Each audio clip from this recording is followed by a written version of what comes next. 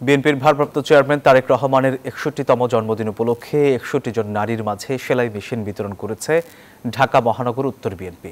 বুধবার বিকেলে উত্তরা ১১ নম্বর সেক্টরের কল্যাণ সমিতি মাঠে এই সেলাই মেশিন বিতরণ কর্মসূচির আয়োজন করা হয়।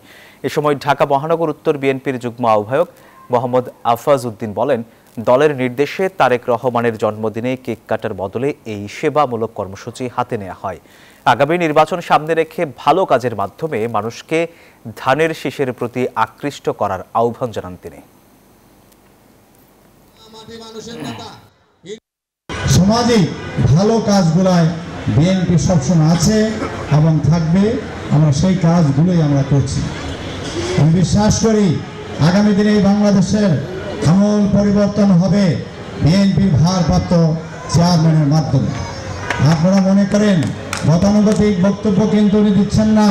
উনি এই বাংলাদেশকে নিয়ে সব সময় ভাবেন আগামী দিনে বাংলাদেশ কিভাবে গড়ে উঠবে সেই দিকে লক্ষ্য রেখে উনি কাজ করছেন।